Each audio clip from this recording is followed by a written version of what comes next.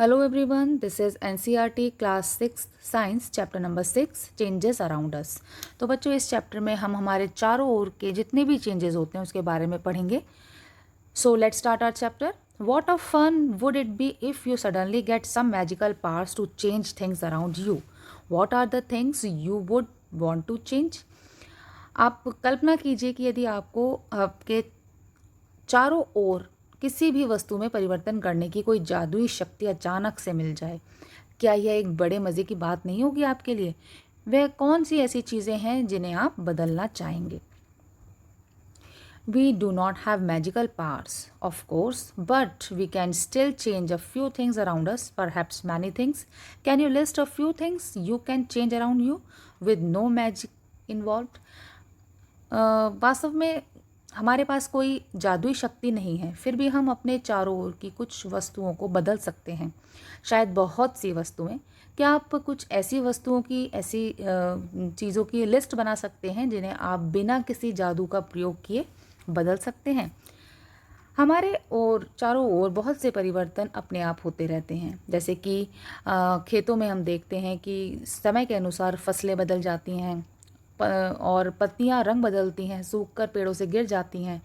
The flowers bloom and then wither away. जो फूल होते हैं वो खिलते हैं और फिर मुरझा जाते हैं।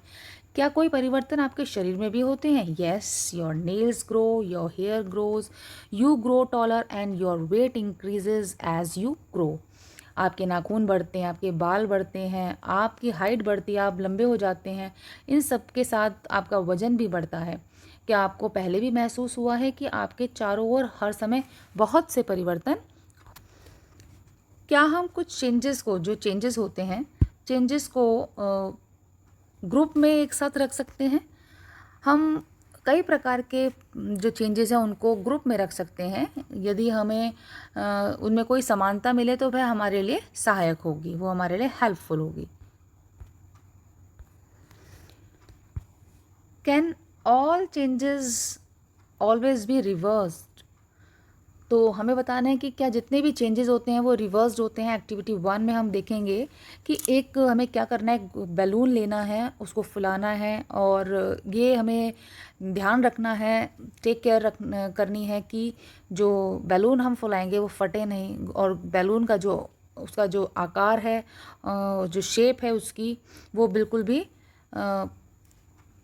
आप देखेंगे कि वो चेंज हो जाता है जब उसको फुलाते हैं हम, और अब उसकी हवा हम निकाल देते हैं। तो देखिए यहाँ पर एक गर्ल है जो बैलून को फुला रही है। फुलाने के बाद उसने उसकी हवा को निकाल दिया, तो फिर वो अपना जो जैसे पहले था वो वैसा ही हो गया। तो ये एक रिवर्स्ड चेंज का एग्जाम्पल है। एक्टिविटी 2 देखेंगे, इसमें क्या करना है, एक कागज़ का टुकड़ा लेना है, उसे जैसे कि 6.2 में दिखाया गया है, और उसको उसी तरीके से मोड़ना है जैसे 6.2 में दिखाया है। हवाई जहाज बनाना है उसका, कागज़ का। इससे आपको कागज़ का टुकड़ा खिलौने, मतलब टुकड़ा लेना है, खिलौना हवाई जहाज में परिवर्तन हो गया है, और आपको इस हवाई जहाज को कुछ समय तक उड़ाने में बहुत मज़ा आएगा। यदि आप थक जाएंगे तो कागज़ को आप दोबारा से सीधा कर सकते हैं। तो ये एक रिवर्स चेंज के एग्जाम्पल हैं।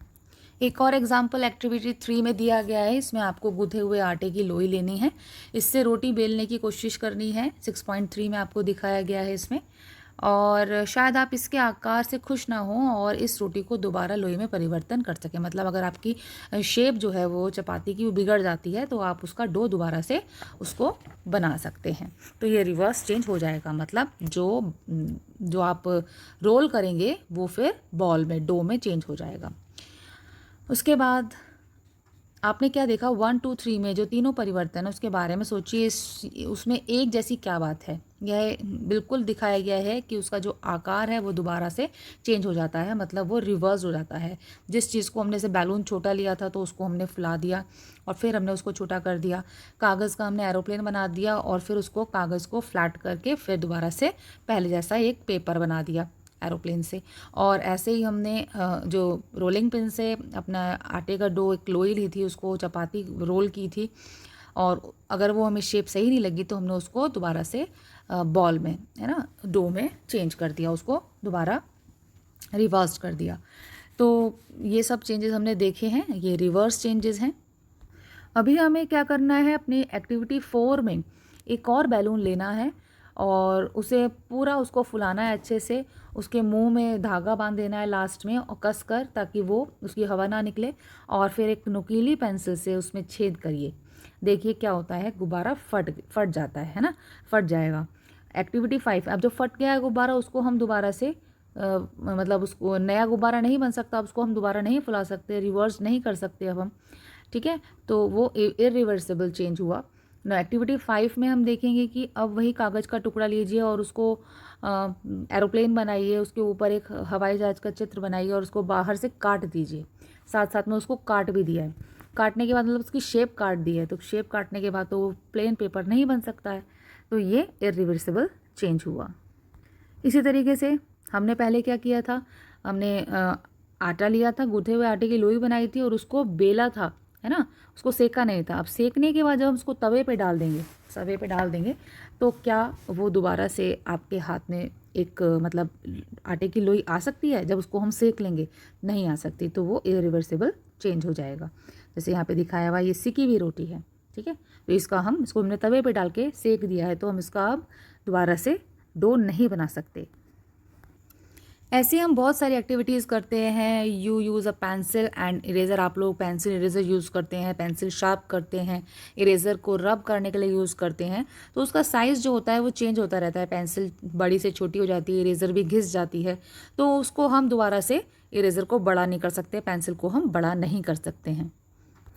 और आपने कुम्हार को भी देखा होगा, पोटर को, जो कि अपने व्हील पर, अपने चाक पर काम करता है। वह मिट्टी के ढेर को बर्तन में बदल देता है, मतलब मिट्टी से बर्तन बनाता है। क्या यह परिवर्तन रिवर्स हो सकता है? क्या उसको, जो उसने बर्तन बना दिए हैं, वो दोबारा उसको मिट्टी बना सकता है? वह अब मिट्टी के बर्तन को भट्टी में भी सेकता है। क्या अब इस परिवर्तन को रिवर्स कर सकते हैं हम? नहीं कर सकते हैं, क्योंकि वो मिट्टी में सेकने के बाद पक्के हो जाते हैं। 6.1 में कुछ सामान्य परिवर्तन दिए गए हैं, इसमें विचार करेंगे हम। ये रिवर्स चेंज है, और ये पूरी जो टेबल है कि कौन से चेंज दिए हुए हैं, ये रिवर्स हो सकते हैं, येस और नो में आपको बच्चों आंसर गिवन, यहाँ पर आंसर अपने देने हैं, your own answer here. Now could there be other ways to bring a change? क्या परिवर्तन करने के अन्य तरीके भी होते हैं? We all have seen the tools which are use to dig the soil. 6.6 में आपको कुछ टूल्स दिए हुए हैं, ये देखिए यहाँ पर कुछ टूल्स दिए हुए हैं, ठीक है। Have you ever seen how the iron blade in these tools is fixed to the wooden handle? तो हम सभी ने मिट्टी के जो खोदने वाले बर्तन, जो औजार होते हैं, सॉरी, वो हमने देखे होंगे।